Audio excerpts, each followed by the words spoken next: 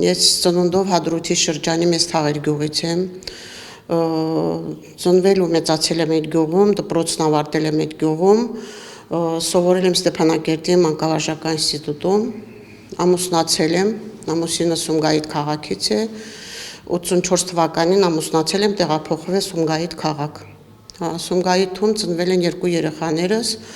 ու Սումգայիթյան ջարդերից այդ ժամանակ մազապուրց կարելի ասած փախել, մի կերպ փախել ենք ընտանիքով եկել Ստեփանակերտ։ Մեծ երեխաս 2 տարեկան էր, երկրորդ աղջիկս 3 ամսեկան, մի կերպ զորով ենք այդ ոսոխների ճիրաներից փախել եկել Ստեփանակերտ քաղաք։ Ամուսինս կեսուրս կեսրայից հետո են եկել, բայց ես ընտանիքով մնացել եմ հանրակացարանում մի քանի տարի, հետո ամուսինս Արցախյան պատերազմի ազատամարտիկ է, տուն ենք կառուցել այնտեղ Հայկավան թաղամասում, ամուսինս 92 թվականին վիրավորվել է, տեսողական խնդիրներ ունի, բայց միասին երկար տարիներ աշխատել ենք Ստեփանակերտի Ֆիզմա դպրոցում, ուսուցչուհի, ես ամուսինս Զինղեկ, հետո 20 թվականին, որ տարհանեցին մասամբ, տեղափոխվել ենք Երևան քաղաք, ասեմ, որ 92 թվականին արդեն ծնվել է փոքր աղջիկս, ընտանիքով 20 թվականին տեղափոխվել ենք Երևան, 20 թվականից այդ պատերազմից հետո նորից Երևանից տեղափոխվեցինք մեր տները։ 20 թվականի նոյեմբերի երևի 20-ին նորից տեղափոխվեցինք, երեխեքս իրենց ընտանիքներով, ես ամուսինս նորից գնացինք մեր տները։ Ու ռուս խաղաղապահների, որ արդեն ռուս խաղաղապահներ այնտեղ էին, մեզ աջակցում էին, մեզ հույս էին տալիս, եւ այնտեղ լծվեցինք մեր խաղաղ աշխատանքի, սկսեցինք նորից կիսակառույց տուն ունեինք, սկսեցինք տուն կառուցել, այգի հիմնեցինք, ու այդպես ապրում էինք, բայց չէինք սպասում, հույս էինք պահում, որ խաղաղապահները մինչև վերջ մեզ աջակցելու են։ Բայց այնուամենայնիվ դուք շուրջ 9 ամիս էլ շրջափակման 9 ամիս շրջափակման պայմաններում ապրեցինք, այդ շրջափակման պայմաններում ուրեմն 23 թվականի փետրվարին ծնվեց տղայիս աղջիկ երեխան, աղջկաս էլ ուներ էլի մանկահասակ երեխա, շրջափակման պայմաններում զորով մի կերպ կարողացանք սնունդ հայթայթել, թեկուզ մանկական կեր, այդ փոքրիկների համար, մի 2 անգամ Կարմիր խաչի միջոցով Գորիսից մանկական կեր բերել տվեցինք, բայց էլի այդ ամեն ինչը սպառվեց,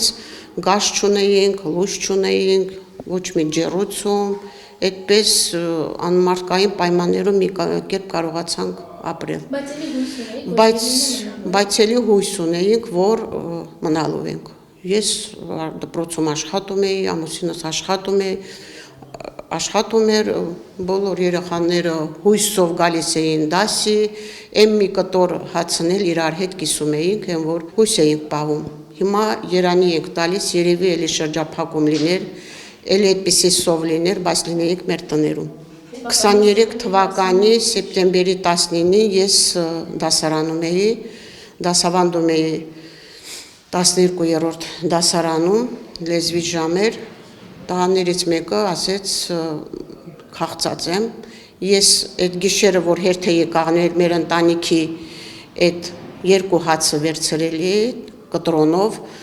բերեցի այդ հացը կիսում էի, որ ասացի տամ երեխաներին, աշակերտներիս, էլի կգնամ տուն, մի կերպ ընտանիքիս հոգսը կհոգամ, հենց այդ պահին սկսեցին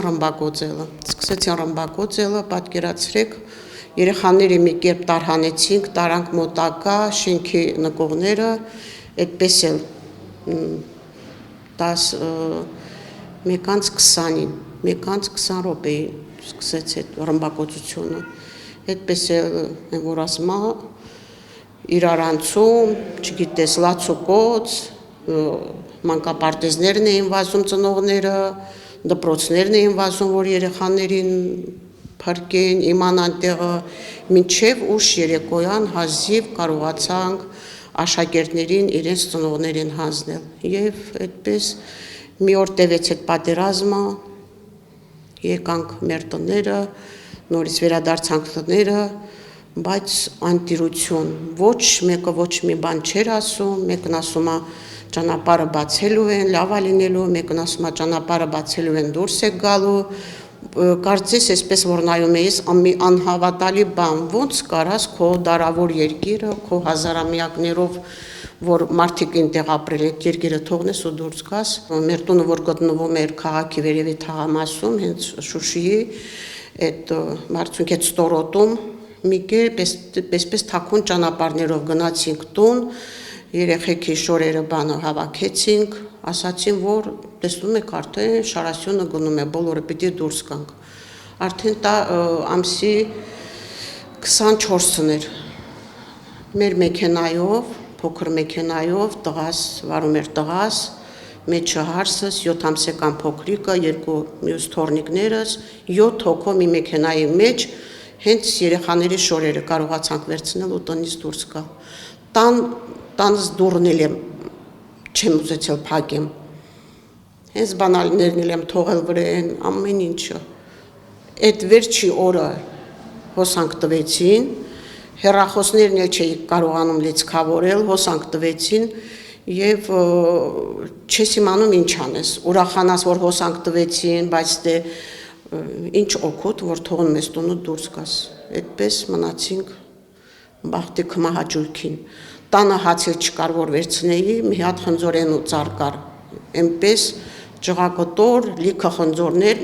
երկու արկղ այդ խնձորենուց վերցրեցինք ու մի շիշ տաք ջուր,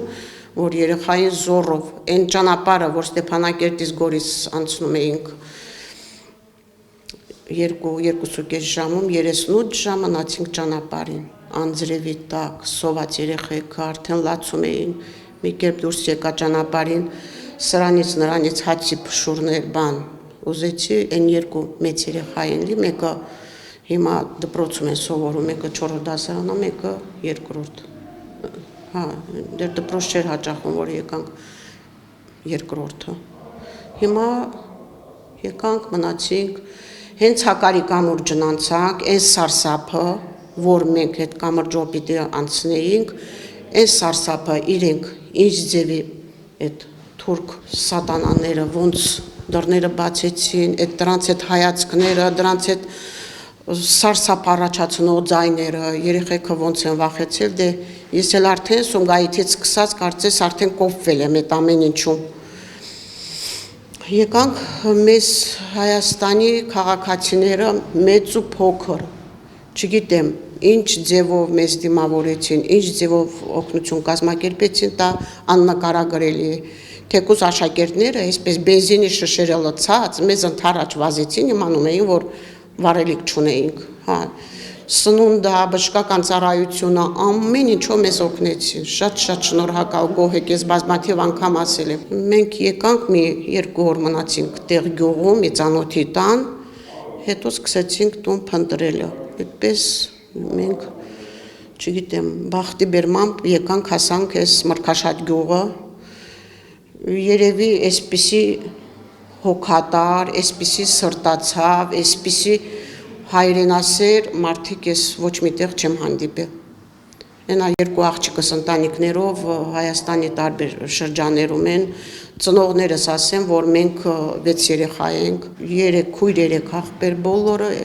այստեղ են Հայաստանի շրջաններում են, ոչ մեկը չենք լքել Հայաստանի հողը,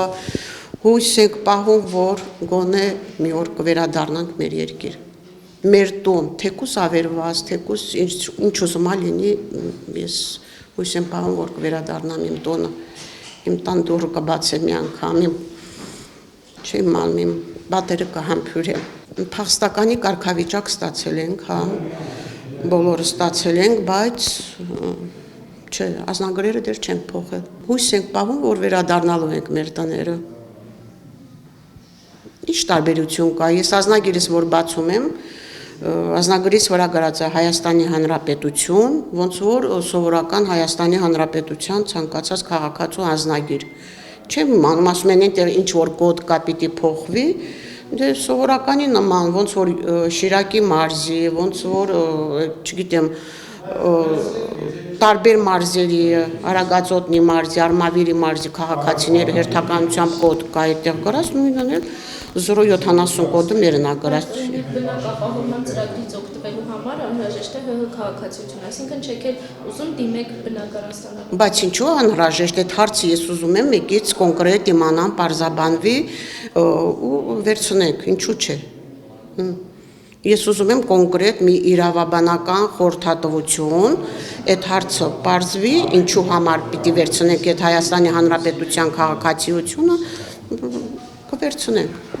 Եվ այստեղ վարձակալության հիմունքներով եք ապրում։ Ապրում ենք վարձակալության հիմունքներով, հա։ Ես աշխատում եմ դպրոցում, ուսուցչուհի եմ։ Հա, ճիշտ է, քիչ դրույքով եմ աշխատում, թորնիկներս հաճախում են այս դպրոցը, մեծ հաճույքով ես կշարունակեմ ապրել այստեղ, մինչև մեր Արցախի հարցը լուծվի։ Իսկ արդյոք օգտվել եք պետական աջակցություններից, երբ տրամադրվեցին սկզբում 100,000 դրամներ, հետո 40+10։ Օգտվել ենք բոլոր աջակցություններից էլ օգտվել ենք, այս ամիսն էլ ենք ստացել, բայց լսել ենք արդեն, որ դադարեցնում են մասնակի են վճարելու թոշակառուներին, երեխաներին քիչ քանակությամբ ու մինչև դեկտեմբեր, չեմ իմանում ինչքանով է դա ճիշտ։ Խնդիրները այդ կլինի, որ տանը աշխատող կես դրույքով ես եմ աշխատում, տղաս աշխատանք չունի, հարցս որպես փոքր երեխա մայր, 3 երեխա ունի, բազմազավակ է, չի աշխատում, փոքրը 2 տարեկան է, չի էլ կարա թողնի, մանկապարտեզ էլ չեն ընդունի, որ գնա աշխատի, խնդիրները այդ ֆինանսական խնդիրներն են լինելու,